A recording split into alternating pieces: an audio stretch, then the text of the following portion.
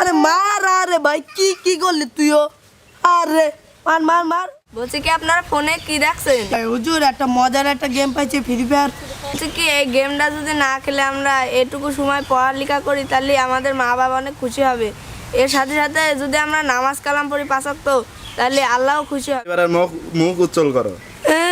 আপনার কি পরের বারে খেয়ে দে কি কাজ নেই আপনার? জান এখান থেকে যান। আমার জ্ঞান দিতে আইছেন আপনি? হুজুরের সাথে তুই কালকের বিয়াদবি করেছিস, আজ 8-10 দিন ধরে স্কুল যাচ্ছিস নে, পাড়া সব বকাইটা ছেলেপিলির হাতে তোর আড্ডা। তুই কিছু দেখিস না, তোর জন্য আমার পাড়ার ছেলেপিলি সব আমার বদনাম করে।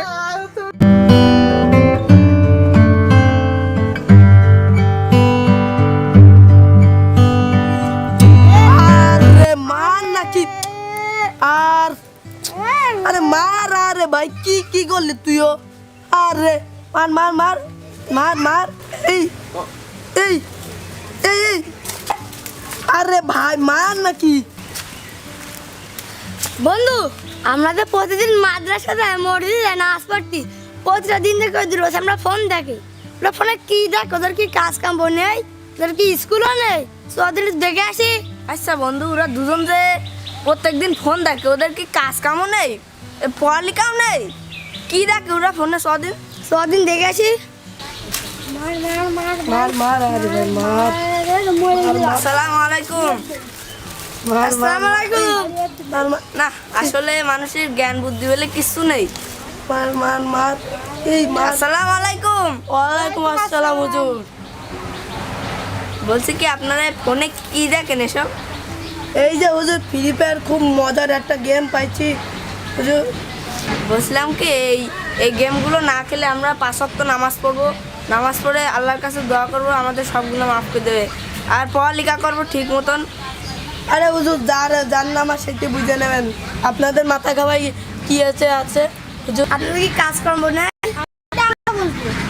আমাদেরটা আমরা বুঝে নেবো হুজুর, জান। চলো। আচ্ছা বন্ধু, ওই 2 শয়তান আজকেরও ফোনে ফ্রি ফায়ার গেম খেলছে, ওদের কি মা বাপও নেই? কি ছেলেপিলে, ওর লেখাপড়াও নেই। দিন বন্ধু একটু বুঝাই গে।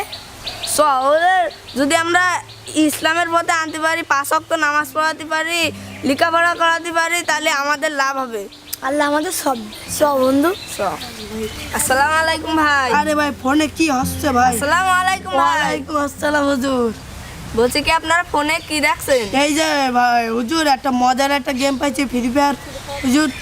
বলছি কি এই গেমটা যদি না খেলে আমরা এটুকু সময় পড়ালেখা করি তাহলে আমাদের মা বাবা অনেক খুশি হবে। এর সাথে সাথে যদি আমরা নামাজ কালাম পড়ি 5 ওয়াক্ত তাহলে আল্লাহও খুশি হবেন। হুজুর যার নামা সেইটি পড়ে নেবে, আমাদের কোনো মাথা ঘামাই লাভ নাই। ভাই ভেবে দেখেন ভাই, আপনাদের লাভ হবে ভাই। আরে হুজুর জানতে না কিন্তু জান। আপনারা কিন্তু ভাই তাহলে ভালো থাকেন। আসসালামু আলাইকুম। আচ্ছা বন্ধু, ওই 2 শয়তান তো শুনলে না, আমরা বড় হুজুরের সাথে এই বিষয়টা বললি কিরম হয়?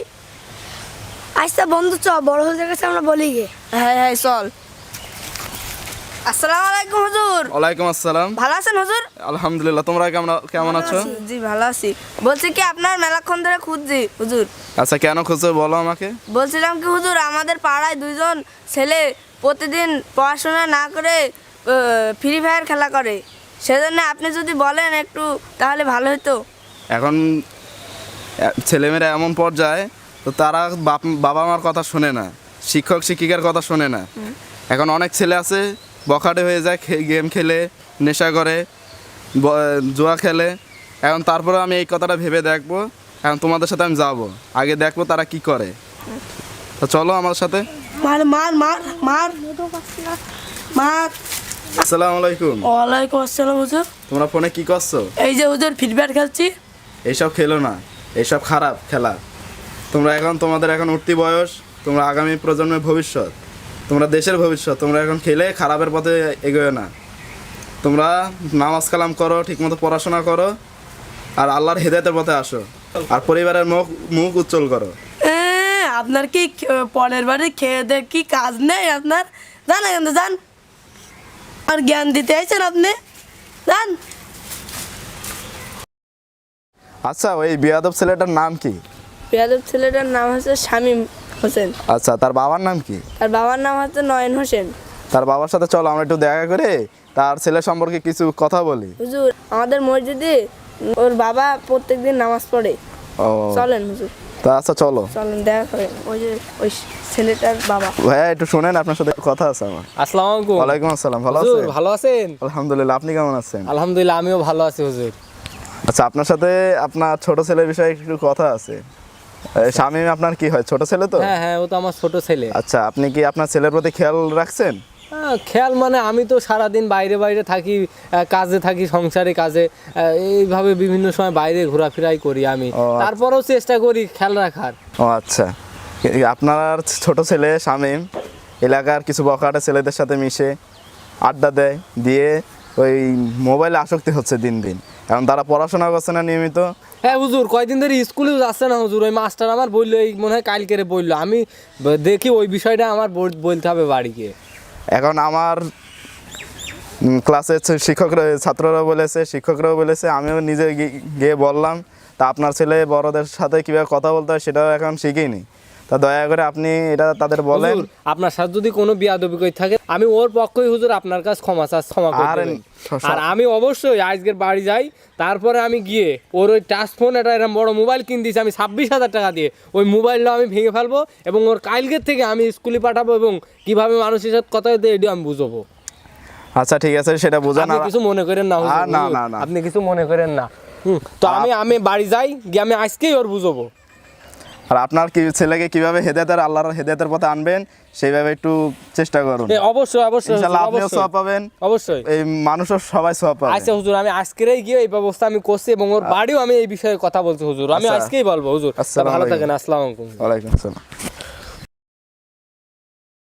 এই শামেম, শামেম, এই শামেম, আব্বা, এই তুই এই ঘরে বসে বসে কি করিস রে? এই যে আপা মোবাইল দেখছিলাম। বলছি তুই ওই পাড়ার ওই হুজুরির সাথে তুই কালকের বিয়াদবি করেছিস। আজ 8-10 দিন ধরে স্কুল যাচ্ছিস নে, পাড়ার সব বকাইটিয়া ছেলেপিলির হাতে তোর আড্ডা। তুই সব সারাদিন নাকি ওই মোবাইল নিয়ে গেম খেলিস। কই আব্বা, মোবাইল তো আমি কিছুই দেখি না। মোবাইল তুই কিছু দেখিস না, তোর জন্য আমার পাড়ার ছেলেপিলি সব আমার বদনাম করে।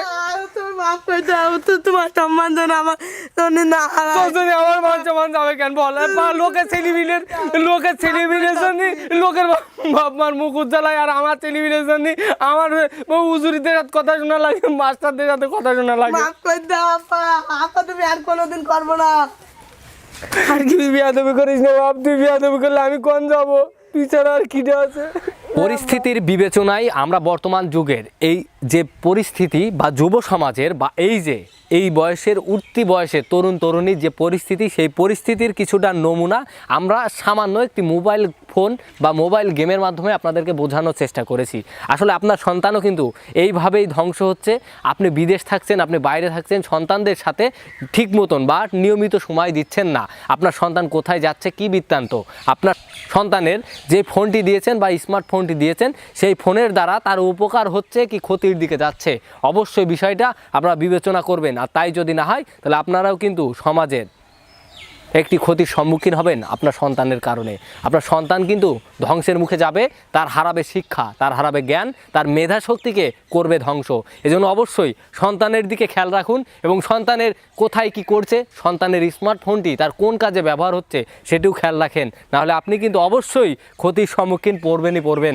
আজ আমরা এখানে যারা আছি এই অঙ্গীকারবদ্ধ, আগামী দিনেও আমরা এভাবে সুন্দর সুন্দর বিভিন্ন ধরনের বর্তমান পরিস্থিতি তুলে ধরে এই নাটকের মাধ্যমে বাস্তব জ্ঞান বা ধারণাটি তুলে ধরার চেষ্টা করব।